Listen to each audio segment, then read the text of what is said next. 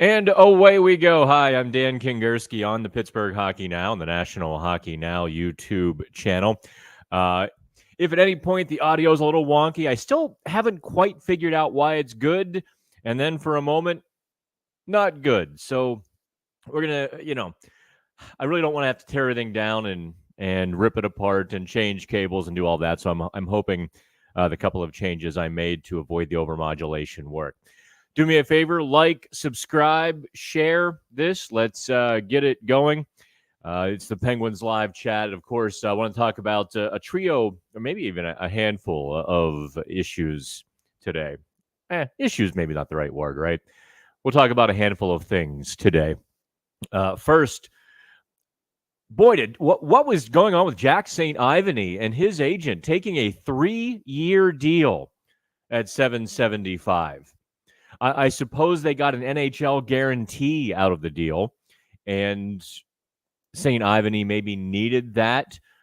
But boy, oh boy, I have to say, I thought St. Ivany proved himself in the NHL. He certainly took an extra year and got.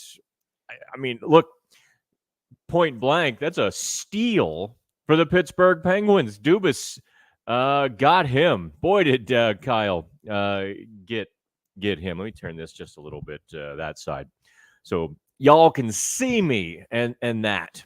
Hey, NES Addict checking in. Appreciate you. So, Jack St. Ivany will be a Penguin, or at least under contract through 2027. Steal for the Penguins. I also like signing John Gruden, or Jonathan Gruden. Excuse me. I like signing Jonathan Gruden because I'll tell you what, I saw a step forward in his game last year, and I was a little surprised, actually, when he came out of the lineup. He's still not producing enough offense, but I thought he was in some ways superior to Jansen Harkins. Now, Harkins didn't produce any offense either. Maybe Harkins is a step more, Gruden a step quicker, Harkins a little more physical. But I thought Gruden had a little more completeness to him. That was just my interpretation. And Puljujärvi is so up and so down and largely down before you get to the up. So I was a little bit surprised to see Gruden come out of the lineup. He'll be a Penguin forward for a couple of years. I would expect him, as he gains confidence, to get a little grittier around the net. I think with some of the young guys who don't have the pedigree, I think they're focusing, they're concentrating on protecting, not getting scored on, making sure they're in the right defensive spots. Maybe they don't take the extra step or the extra initiative to get around that net to get the goal because that's not where their mind is. I always go back to my conversations with Zach Aston Reese, who was like, nope, I get one track mind a lot of times. And I think a lot of young players do that. And the third signing, it was 7 minutes, 10 minutes, 10 minutes on the dot when the Penguins announced their 3 signings on Tuesday. Of course, Jack St. Ivany went first, Jonathan Gruden second. I think everyone was a little bit surprised that the Penguins swiped a free agent before July 1st. I was like, oh, they can do that. Interesting. I'm glad they know the rules. I'm certainly not a CBA expert. Signing Philip Kral to a 1-year contract. And I believe it's pronounced Kral. He's a Czech playing in the Finnish league, spent 3 years in the Toronto organization, played 2 NHL games at the start of last season, was not qualified an offer by, I would presume, and I don't know if Dubas was the one who put it in motion, or if new general manager, I'm drawing a blank, came from Calgary. Oh, darn it. Now I can't think of Brad Treliving. Yeah, I don't know if Treliving or if Dubas non-qualified him. But the Penguins, I think, look, he's solid. Is that Crawl was 6'2", $198, and that's just hockey DB, right? He's probably a little bit heavier. Usually players are a bit heavier than the hockey DB shows them. So Rob says the third year, because St. Ivany only played less than 20 games, was a good deal for both. I think that's a second year. But essentially what St. Ivany did was sign the minimum contract through his arbitration. So he's going to get taken straight to free agency, which is, listen, if that helps you sleep at night, I suppose we're not talking millions here. We're also, I guess I hadn't hit the other topics. We're going to talk about some of the former Penguins who are making waves now that they're going to be free agents. Half of them seem like they're coming from Vancouver. Ian Cole, I know what you're going to say.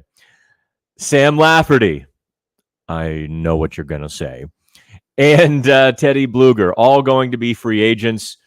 And Thomas Drance of The Athletic kind of wrote them up and really pumped their tires based on their playoff performance. We'll turn a blind eye to Lafferty's late game penalty late in the series there that really didn't do Vancouver any favors.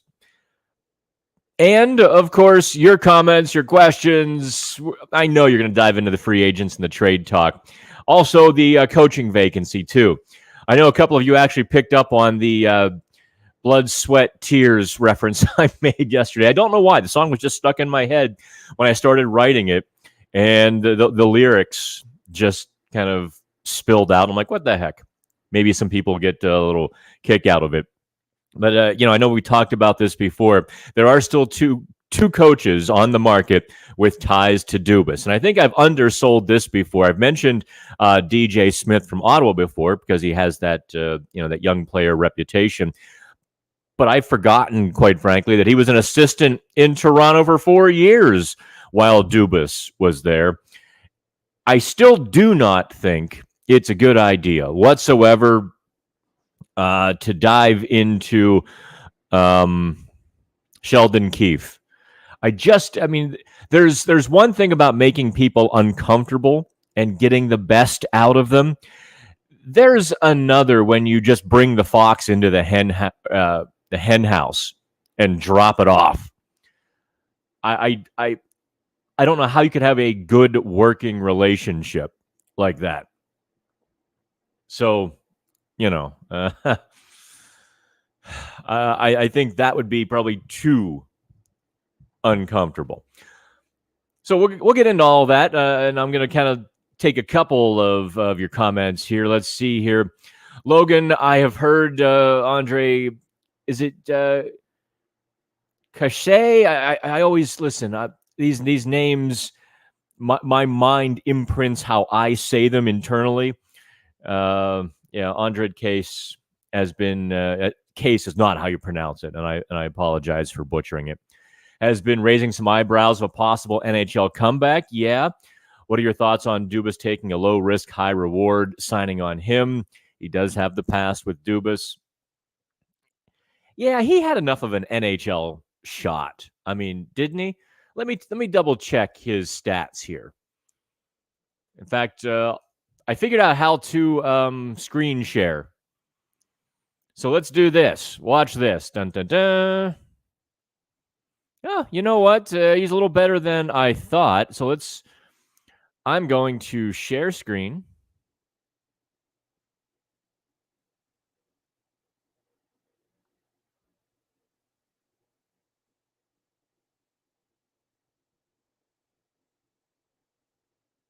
Okay, let's see here.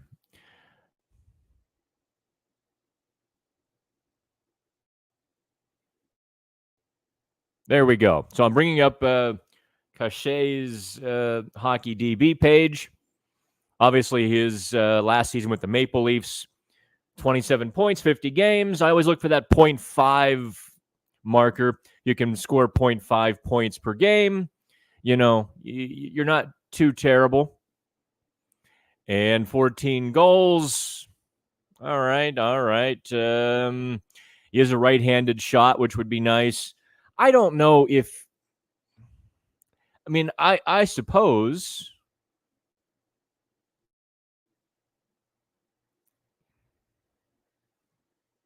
Let me get back to me here. Now, how do I get back to me?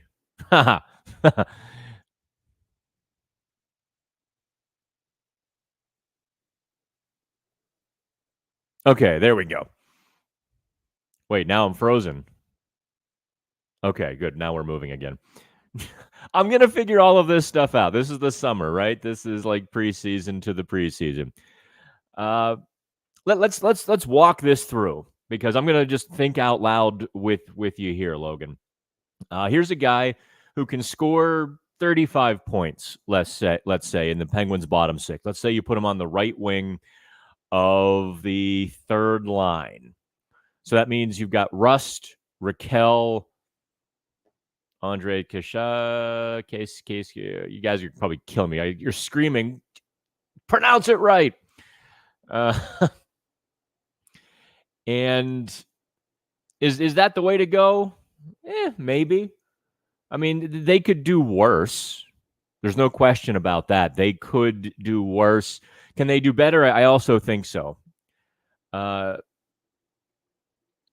do think there could be some face-off guys out there that they need, some right-handed penalty-killing face-off guys, some gritty, determined guys who just bring a lunch pail to the lineup. Roth, hey, Dan, can you also write an article about the Penguins' prospect pools between 2018 and present, like Yoder, Tankoff, and unknown prospects that I haven't heard? Well, no. Tell you what, Roth, there's a reason you haven't heard of them. I am way too busy to dive into guys who washed out and guys who are scattered about the ECHL in Europe. I appreciate you, but no, man, 3 people are going to read that, and I'm not one of them. Matthew Clark says, Kasha. Yeah, Kasha. Yeah, I think it is Andre Kasha. Yeah, thanks. I know you were killing me. Thanks, Matthew. Aaron, I really think the Pens could have won their 16 playoff games with Cole in 2018. You're talking about Ian Cole, and I don't know. I'm going to tell you what. The 2018 result was supposed to happen. Those Penguins were absolutely out of gas. They were tired mentally, physically. Don't forget, they were tired in 2017. That's what always made the 17 run to me. I think Mike Sullivan has alluded to this as well. 2016, they were just on fire. They were the best team. This wave of energy and momentum never left them from the time. And I remember being in the locker room in March of 2006, or actually, was it March 1st, 2016, or like the last day of February? They lost to the Capitals. They gave up a third period lead. And the burning fire, like the anger in Sidney Crosby's eyes was undeniable. I mean, he just had that glare after the game, like we gave one away. And they didn't give away another one. So, and just this avalanche of emotion, energy, momentum, all of it carried 2016. They were just the best team. And then all of that to boot, nobody was touching them. Tampa did well to slow them down. Nobody was going to beat them. 2017, though, was a slog. That was literally pushing mud uphill, dragging themselves through games that they had no business winning, but finding timely goals and goaltending and all of those sorts of things. They just found a way to win 16. By 2018, it was the Capitals had the eye of the tiger and the Penguins didn't. I don't think Ian Cole would have made it. However, you talk about 2019 and 2020 and the subsequent years. Could Ian Cole's presence made a difference? I do think so, because they were running with Chad Ruedel on the third pairing. In all respect to a very professional defenseman, wasn't Ian Cole. Okay, let's see here. Jake Bacon, what's good, Dan? Well, I am. Let's see. Logan, my preference would be Max Domi, but not sure we could snag him. That would be interesting. Max Domi with the Penguins. I don't think he fits where they are going. In fact, I know he doesn't. Here's Domi is not a guy who's that straight ahead, fast sandpaper guy. I really believe they're going to go after a bit of 2016 again.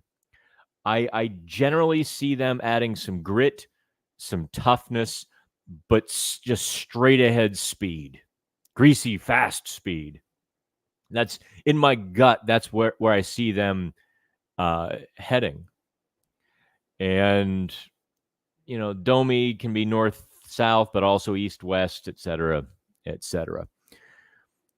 What are the odds of getting Teddy Bluger back? Well, Justin, where would you put Teddy? Teddy's a fourth line center. He's probably not as good as Lars Eller. He'll be more expensive than Lars Eller. And you've got Noel Acciari on the fourth line. So I don't see a reunion. That's why earlier this week, when I did the 3 Penguins worthy of a return, I didn't put Teddy Bluger on the list. In fact, here, I'm going to give you this article to read. Where is it? Let me find it. Dun, dun, dun. 3 former Penguins worthy of bringing back. Take a look at this, Justin.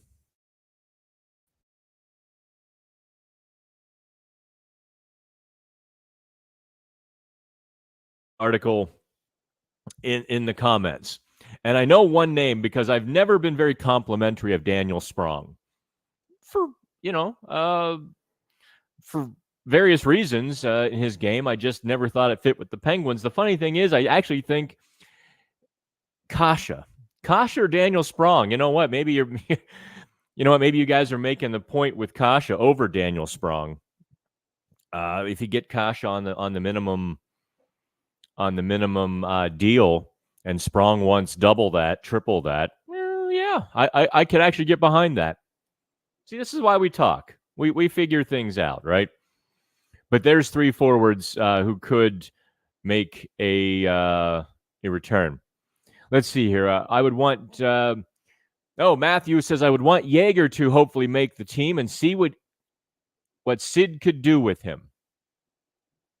That's a fair point. I don't know if you guys know, I am actually going to Saginaw to cover the Memorial Cup this weekend. I haven't decided if I'm going to leave Sunday and enjoy the festivities for a day, or go up very early Monday morning, get settled in the hotel, and then head over to the arena for round robin games 2 and 3. I'm not staying in Saginaw for 2 weeks, or even 10 days for the Memorial Cup. Sorry, not doing it. Maybe I will head back if Yeager makes it to the final, and there's a very good chance. I mean, I know most of you don't know much about the Memorial Cup, but basically they take the 3 CHL winners, winner of the OHL, Quebec Major Junior Hockey League, and the Western Hockey League, and they dump them into a round-robin tournament with a host city. In this case, Saginaw won the right to be in the tournament. So those 3 teams and Saginaw, and the 3 winners of their leagues, the OHL, the Q, and the WHL, all swept their final series. So I don't know if any of those teams have been tested. I think we're going to find out pretty quickly who is, rising above. Let's see here. Aaron says, why we make jokes about Phil Kessel being a Stanley Cup champion and not Teddy Bluger is beyond me. I I'm not following you there because Phil Kessel had a hell of a time with the Toronto media, and that was just a one-fingered salute, I think, to a lot of the hockey world. That was Pittsburgh's one-fingered salute. Like, hey, we got this guy a cup. How about you? Okay, Rafa's back. I do want to get to a couple of other issues, but Raf says, will the Pens ever acquire physical players, or shall I say enforcer kind of thing? All right, let's stop there. Listen, enforcers are a dying breed. Matt Rempe is probably the last one. I mean, he's young, but I don't see a new crop of enforcers coming for this reason. Or actually, it's a couple of reasons, I suppose. You just can't waste a roster spot on one of these guys. You can't. And even if you could, you don't want to waste the salary cap space on one of them. Toughness and fighting, they don't necessarily have to go hand in hand. You can be very tough without fighting. Jack St. Ivany. Ian Cole, we'll go back to that example. Ian Cole was a tough defenseman. So, I'm getting news.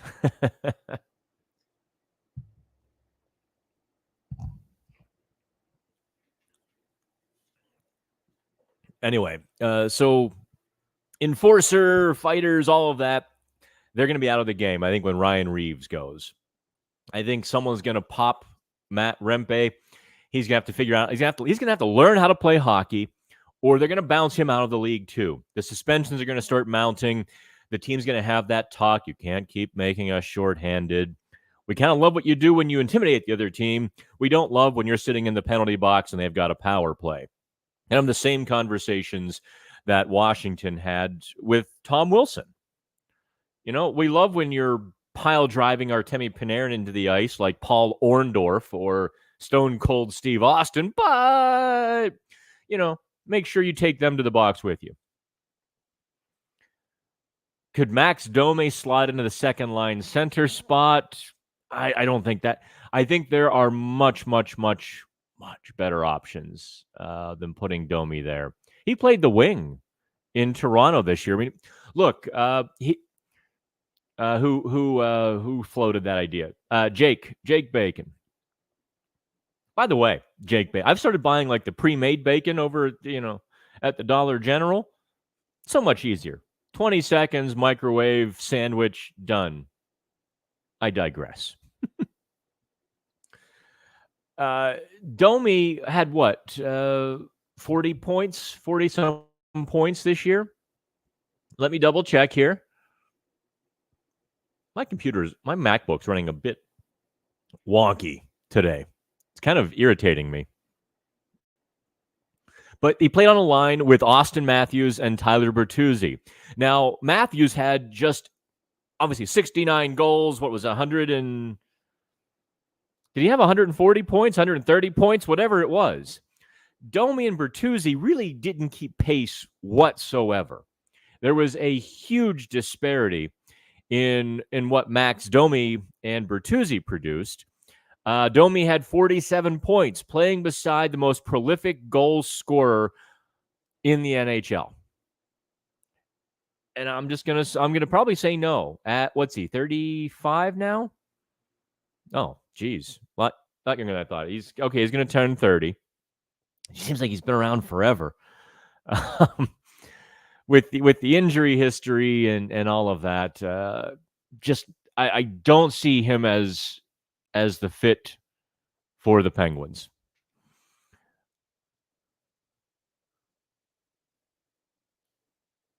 Okay, let's see here. Logan asked my thoughts on signing Chandler Stevenson or Elias Lindholm, moving Malkin to the wing. Well, listen, I spent about 1,000 words on that a couple of weeks ago. Those are two of the three guys I moved to the top of the list. Logan, absolutely. Yes, I think I'm on record pretty firmly in that camp. Matt Duchene is the third name that I would plunk into that category. Matthew Clark, I like what Koivunen was doing in the men's league in Finland. Yeah, the stat sheet was really good. Could he take a bottom six role? Does he need more time adjusting to North America? Matt, I when I went to Wilkes-Barre, and I certainly paid very close attention to the two games he played for the Wilkes-Barre Penguins, and in the playoffs against the Lehigh Valley Phantoms. And I didn't just pay attention to the results, right? I did a full scouting mock-up there on what Koivunen brought to the table. I will tell you, I did not grade his physical skills very well. In fact, here, if you're a member of PHN Plus, you can go ahead and check this out. I'm going to just pop this here for you. I was much more impressed with Tristan Brose than I was with Koivunen. I didn't like Koivunen's skating. I thought decision-making will speed up with more adjustment in North America. But he's going to need more seasoning. He's not ready to make the big leap yet. Let's see here. Every time someone talks about a Dollar General, a new one rises. I was riding the motorcycle this week, and there's some town. Oh, Tittiute. What? Tittiute. The Tittiute Hotel, Tittiute Overlook, this little tiny town. Dollar General wants to build that's what Dollar General does. They just build their stores in underserved areas. I actually find it a great business strategy because they go into these little tiny towns that don't have a grocery store for 10 or 15 miles, and they clean up because everyone has to go there to get a bag of chips or a Diet Coke or some candy or a sweatshirt, a belt, socks, toothpaste, pictures for your house, oil for your car, and baking supplies. You roll over to Dollar General and you grab that stuff rather than running 15 or 20 miles out of your way. But yeah, Tittiute had signs, no Dollar General. The pie shop, by the way, in Tittiute, well worth a drive up there. If you're into the fruit pies. They have peanut butter, too. They don't have chocolate. I mean, come on. No chocolate. I digress. Okay. Let's see here. BJ, even if we sign a center, we all know Gino will still be penciled in at center. I can tell you're Canadian, BJ. Like it would be more likely to sign a guy who plays wing and takes faceoffs for Gino, but the point is a good one. Well, you know what? The article I just posted, I did kind of concede that point. That even if it's just for a year, let's just say you did bring in a Max Domi. Let's say Kyle Dubas thinks it's a good fit, brings him in. There is a possibility, even like a guy like Lindholm slides to the wing for a while, and that transition is more gradual. It's smoother rather than abrupt. That's an entire, we are dealing with human beings here. As much as we all want to say, do this, do that, and do it firmly and harshly, sometimes you have to acquiesce to the fact that they are, in fact, humans. Okay, yeah, Koivunen did score the most points last season in the Finnish Liga of all players under 20. I'm just telling you, read the scouting breakdown. It's the only one in Pittsburgh you're going to get because I was the only person there from Pittsburgh media. In fact, the only person there doing a scouting report on him, Tristan Brose, Joel Blomqvist, and who else? Oh, yeah. He's a Group 6 free agent, but I was blown away, actually, by Jack Rathbone, who they acquired from Vancouver in the Mark Friedman trade early in the season. Rathbone came over, was a bit of a mess, quite frankly. That's why Vancouver just was like, yeah, here, you guys try to straighten him out. We'll try to straighten out Friedman, and we'll see if anybody gets what they want out of this deal. No risk and, small reward. Rathbone looked to me like a miniature Chris Letang. No joke. The way he used his edges and the skating and the offensive assertiveness and the ability to get back even after gambling, taking a chance, going forward.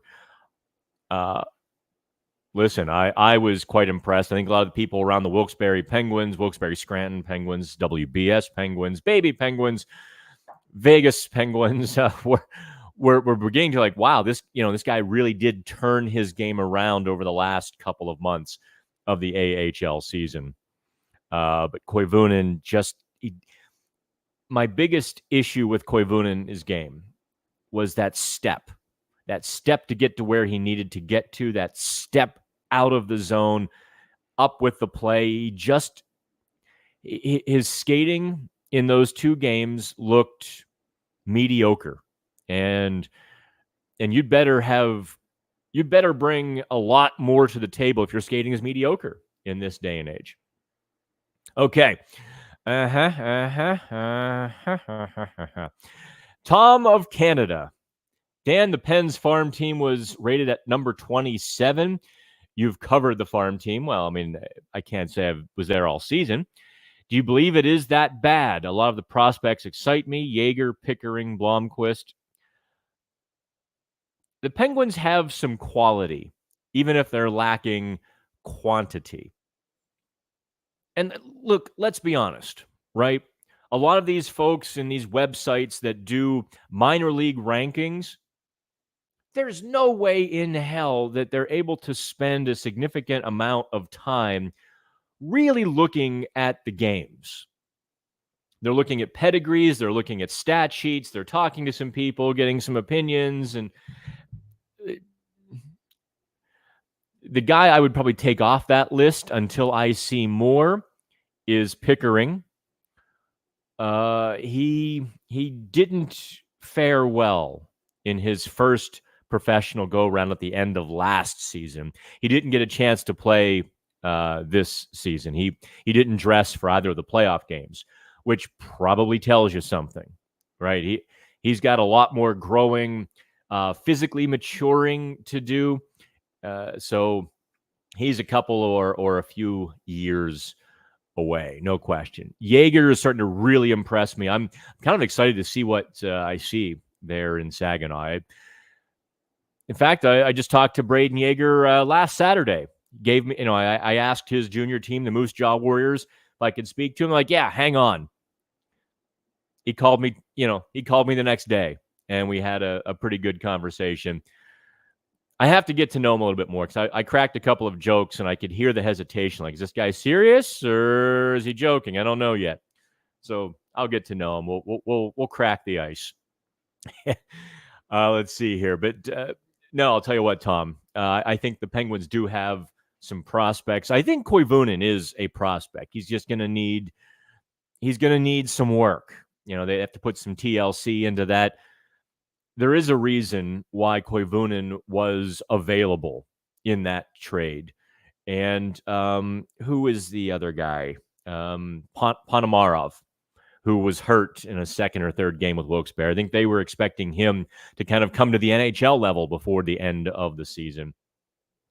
Blomqvist obviously had a dominant year, terrible playoffs, which probably will delay the Penguins inserting him into the lineup. Blomqvist, not in addition to struggling with seeing through traffic, Blomqvist's biggest issue to me, rebound control, probably, every young goalie needs to work on that. But his stick handling, I thought, was very old school, and not the good old school, not the old Marty Brodeur, Ron Hextall, Tom Barrasso old school, but kind of just stop the puck in the zone, let the defenseman come back to get it. You do that in the NHL, your defensemen are chum. So I think he'll have to work on that. Let's see here. Whatever happened to Bob Airey? He was doing a lot of stuff for the NHL Network. I don't watch the NHL Network enough to know how often he was on, but that's where Bibbs ended up. Let's see here. Steve Nash. Any word on whether Mike Vellucci is in the serious running for any of the remaining NHL head coaching jobs? Obviously, I'm not reporting on those other jobs. I would have expected him to be a candidate in New Jersey, but no reports have surfaced that he's been a serious candidate. He was in the last couple of years, but not this year. It might make sense to slide Vellucci down to head coach of Wilkes-Barre and hire 2 new NHL assistants. I don't know that they're going to do that. I guess if they were going to do that, they might have already done that. Vellucci, listen, I talked to people who played under him, and I got glowing reports. Like, the guys really liked him. He was a championship-winning coach at that level. So, we will see. But no, I don't have any reports that Vellucci is, a top-tier guy. Where in the lineup should the Penguins upgrade with their salary cap space other than backup goalie? They pretty much have a full lineup. And that's the great thing, LT. The Penguins really can look at best bargain available. This is why in that three former Penguins who could reunite piece, I put Jason Zucker at the top because they could insert him on the left wing. Top line, second line, third line. He fits all 3 spots. And he's not going to be overly expensive. That's going to leave you money to, I guess I want to see middle 6 scoring. As much as I like Drew O'Connor's progression, can you trust O'Connor takes that final step and goes from a 15-goal guy to a 25-goal power forward type? That's a huge... listen, he's come a long way. He's now a solid NHL player, but is Drew O'Connor going to take that big step and become a big-time player? I don't know. I think it's very possible, but... So that's why I think middle 6 wingers would be the second place I'd go. Obviously, second line center would be my number 1 priority. I don't know if the Penguins share that. So absent that Lindholm, Duchesne, Chandler Stevenson signing, and Stevenson can play left wing, by the way. So he and Lindholm both would have that transition possibility that we talked about. Yeah, otherwise I'm looking at a middle 6 winger to chip in 20 goals. If the Penguins can do that, you get some scoring, more consistent offense from that third line, and the Penguins are going to be pretty good. This, second or third priority, obviously you're looking at your defense, a left side defenseman capable of top 4 minutes. If P.O. Joseph falters, if Marcus Pettersson gets injured, I think they can certainly upgrade Ryan Shea a little bit.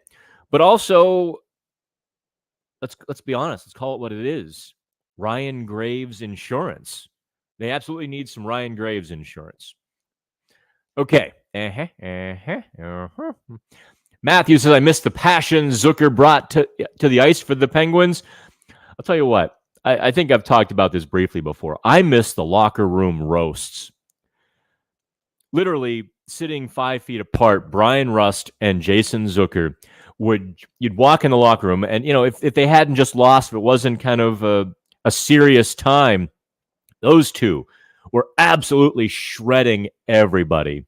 And it was the Tom Brady roast every day, and it was pretty awesome to just, I think a few of us found ourselves just drifting to that side of the room just to take in the spectacle. I mean, they would give Nikki Glaser a run for her money. They were good. It was pretty fun in the room. If they bring Zucker back, where does Bunting go? Look, Bunting stays with Malkin. And, O'Connor goes down to the third line. Or O'Connor goes up to the first line and you put Zucker in the third line. I think I think Bunting can play with Crosby. I think Zucker could play with Crosby, although Crosby probably wants more of a finisher on his left side, like Gensel was. But either of those other guys would be more in the line of a Chris Kunitz. So, it wouldn't be the worst thing in the world. Graves comes back 15 pounds heavier. I think you're actually going to see Graves come back lighter to be more mobile. He's got to work on his mobility. He's got to work, in addition to just keeping his head about him in the defensive zone. He's got to be able to move and react more quickly. We should draft Jared Woolley. Okay. If you're asking me second round picks already, you're way ahead of me in that game. Malkin, Bunting, and Zucker would be a diabolical line. Yeah, it kind of would, wouldn't it? Let's see here. Bunting was a good return. Seems to be what the Penguins needed. I would agree. There's no question Jake Gensel was the better player than Michael Bunting, but Bunting's attributes, what he brought to the Penguins, yeah, it was part of that spark in the final 14 games. How about Tanev? You're talking Brandon Tanev or Chris Tanev? If I'm being honest here, I don't think Brandon Tanev really fit with the Penguins, believe it or not. He was a showy bottom line guy. Super fast, physical, fun in the room. I don't know how effective he was with the Penguins, though. And I'm just, listen, I don't mean to, I'm not trying to downgrade him, but I don't think they missed him on the ice. I don't think they missed Brandon Tanev at all. All right, so we've done 42 minutes already. We've got 42 people watching live. Hey, everybody, fire in your questions. I know I wanted to get to a couple more of the free agents, and I'm going to pull them up here because just in the term, in the last little while of talking, listen, I'm getting old. You can see the gray hair, so I begin to forget what I'm talking about. I want to get to the free agents that we probably should talk about the Penguins kicking tires on as well, because there are holes in the Penguins lineup. They do have a full lineup. That doesn't mean that they can't improve, and obviously they have to improve. Did they get to 90 points? Were they at 89 or 90 at the end of the season? It doesn't really matter to me. Those are kind of the insignificant details. Did you make the playoffs or not? That's where it goes. So looking at, obviously they're not going to take a run at Steve Stamkos. Sam Reinhart is going to cost 8 figures, maybe. No kidding. I mean, he's going to approach $10 million. Pass. I'll tell you what. I'm going to share my screen. And I haven't written this. And if any blogger swipes this from me, I'm going to drive to their house and knock on their door. I'm going to screen share here. There's a guy I think who could be primed for a Penguins reunion. And I haven't written this yet. Let me see here. Here we go. All right. Come on. Waiting for the picture to load. Let's go. Come on. Dun, dun, dun. Here we are. Okay. Now I'm going to share it with you. Ready for the big reveal? Are you ready? Okay. Are you ready, kids? Aye, aye, Captain. Oh, who lives in a pineapple under the sea? Here we go. There, that guy. What do you think? Would Matt Murray be a guy you'd want to see reunited with the Pittsburgh Penguins? double hip surgery last, or I guess this season. I guess it was into this, like November, when he had the double hip surgery, maybe October. Spent the year on injured reserve, started a conditioning assignment very late. I think it was, April when he started the conditioning assignment. So, what do you think? Third goalie? I don't think you sign him as a backup goalie until he proves himself. But wouldn't that be an interesting free agent acquisition, huh? A chance for Andy Chiodo to work with Murray. Obviously, coming back to a place, I think he was very comfortable, very happy. He's got 2 Stanley Cup rings. I see a bunch of people dropped off like, that's Kingerski's lost his mind. Kingerski's nuts. I think, if you gave him an NHL-only deal below the $1.1 million threshold, so you could bury the entire thing in the minors if he's not healthy or up to snuff, maybe that's the way you get Joel Blomqvist to the NHL.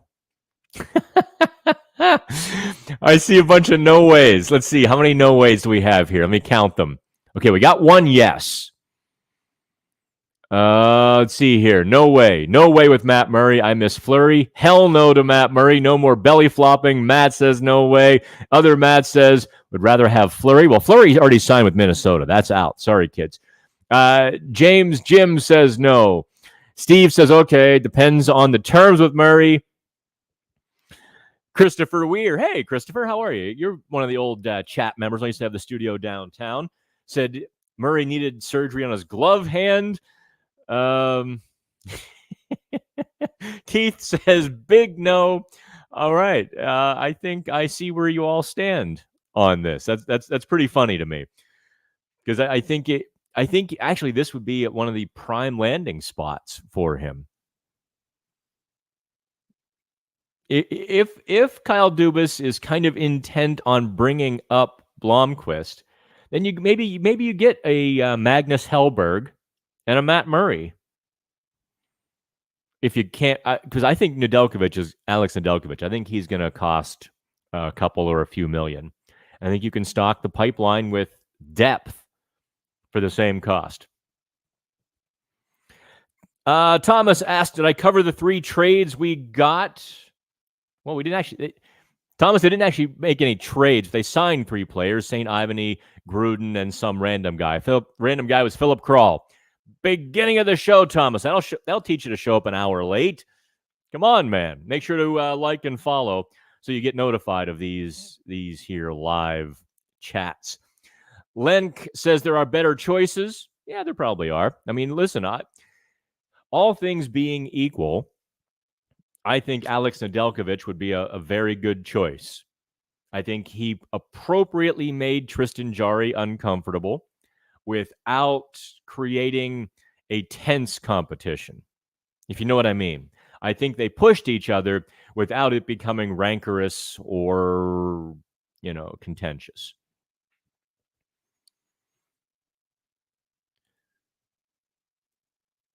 All right, let's see here. See here. So Gauthier is that low. Yeah, Tyler Gauthier, that low on the depth chart. Yeah, I'm going to say so, because they had chances to insert him in the Wilkes-Barre lineup, and they didn't. So I don't know. Goaltending is such a difficult thing to talk about. None of us really know what is going to make a good goalie versus not. You can see the obvious things: athleticism, size. But each level, the funnel gets tighter and tighter. A guy who does really well in the ECHL. Now, look, there have been most of the players who have come from the ECHL all the way to the NHL have in fact been goaltenders. Tomas Vokoun springs to mind as a guy who was down in the E. And there have been a bunch of guys, a bunch of goalies who have made that process or that progress. but the shooters get better and better and better, and you don't really know until you get a good look at a guy against higher competition. And the Penguins have seen him in training camp and such, and I I I do not hazard a guess or a firm opinion on goaltenders. I can only tell you what I see based on the organization's actions. And the actions that I see with Gauthier are that they're very comfortable with him at the lower levels, kind of as a depth guy. I don't see them pushing him forward yet. So, and I haven't heard them mention him as a guy in the pipeline. Matt says Jari is damaged goods. I know his contract is for a couple of years. 4 more, Matt. 4 more years. 4 more years, Matt. Some team will take on his contract. Oh, the panacea of some team. You know, I'll tell you what, if some team in the NHL actually got all the players that fans wanted to trade to some team, run, of course, by some GM and some coach, that some team would be awesome. It would be way over the salary cap, of course, but some team would have a lot of talent. Some team. That should be Utah's new name. The Utah Some Teams. By the way, do you like my mug? If you look real close, it says Alcatraz. On the West Coast trip, I made the boat ride over to check out Alcatraz for the first time, and I bought myself one of these little, is it tin? Or whatever kind of metal it is. Is Drew O'Connor a free agent? Not an unrestricted free agent. No, in fact, he's got 1 more year. He signed a 2-year deal last August. Remember the arbitration thing? Length. That was the Penguins waited and waited and waited and waited to how did it go? Because once O'Connor filed for arbitration, that kicked off the window that set in motion the chain of events by which they had a deadline to make the Erik Karlsson trade. So, O'Connor signed a 2-year deal last August. He's good for another year. Kasha.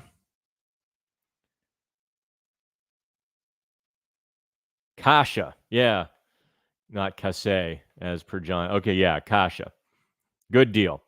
Okay. We're coming up on an hour here, 53 minutes. So I'm going to put out the last call. I didn't even get to a lot of the stuff I wanted to get to. Seems like a lot of you jump in closer to 1 o'clock than 12 o'clock. I don't know if that's good or bad, but free agents. You know what? Tyler Myers underwent a career transformation this year in Vancouver. Like he's been one of those guys everyone piled on, kind of like Jack Johnson and so forth. He was really good. I talked to a couple of the Vancouver folks when we were in town, and they said, yeah, dirty little secret, Tyler Myers has been really good this year. I don't know how much of a haircut he'll take on a $6 million salary. He's also a right defenseman, so he doesn't really fit with the Penguins, but I like to see guys change the narrative, and Myers will definitely do that.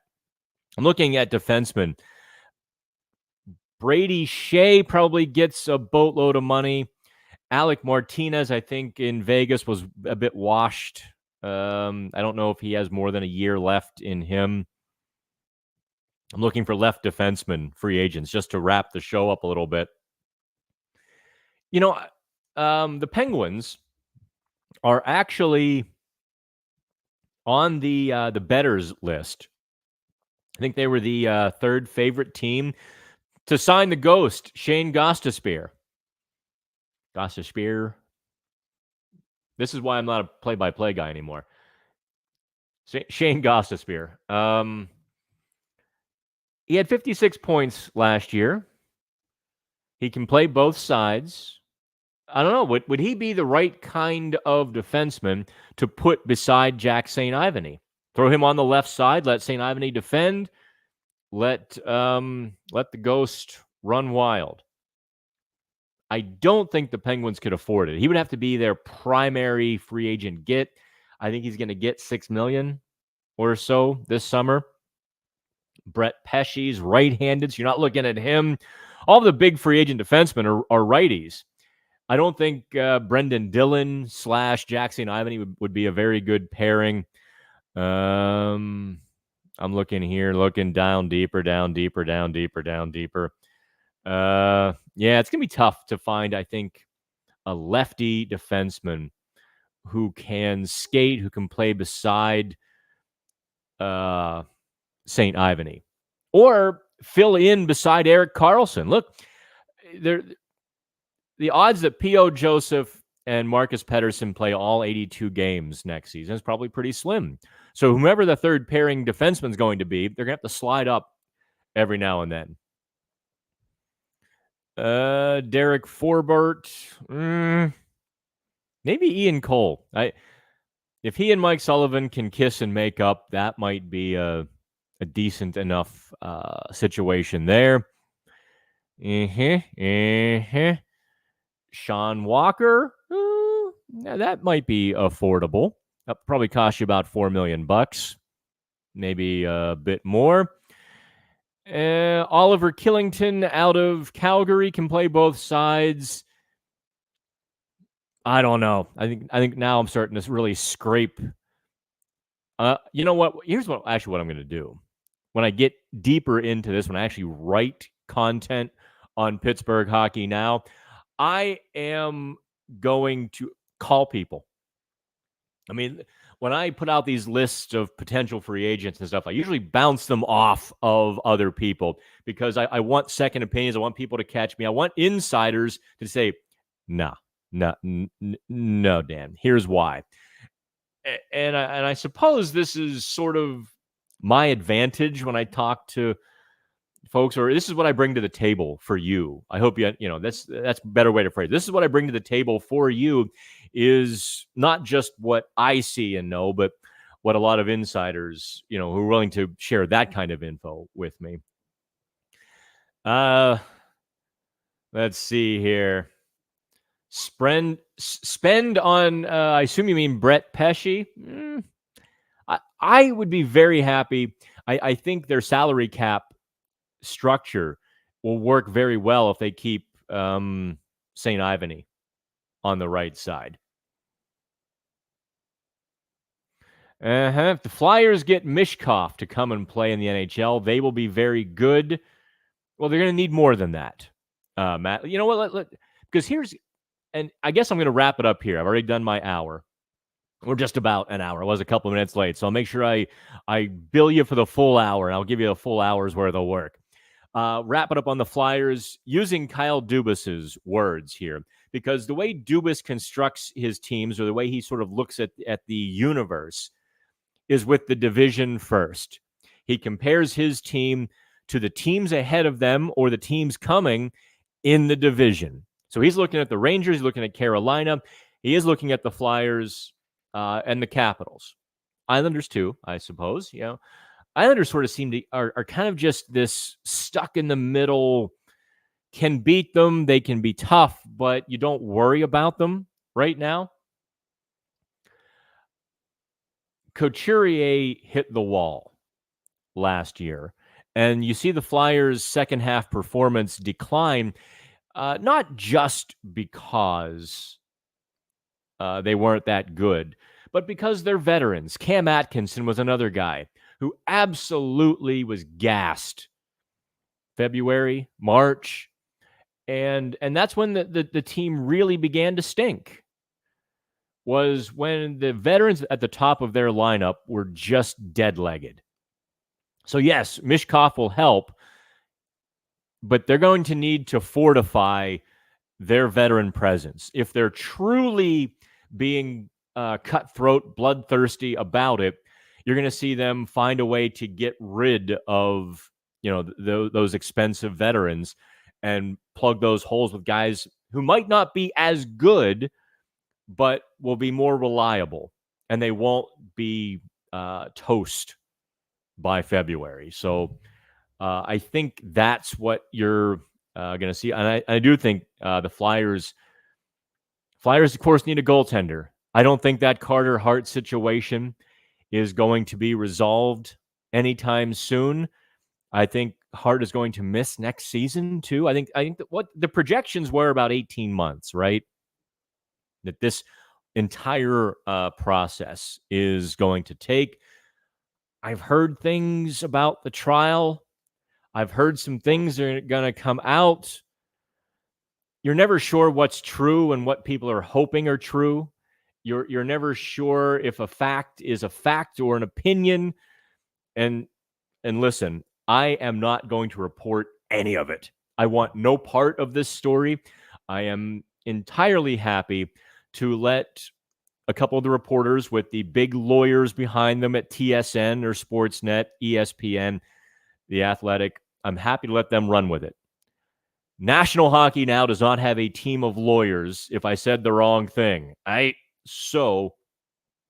even if someone didn't like what I say, they could make my life hell. We're not going there.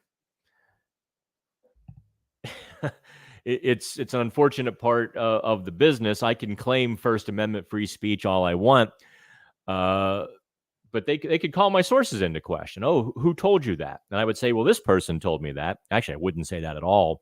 But if a judge were to compel me as part of a libel or slander suit, I don't have $100,000 to defend myself. So we're just not going to touch it.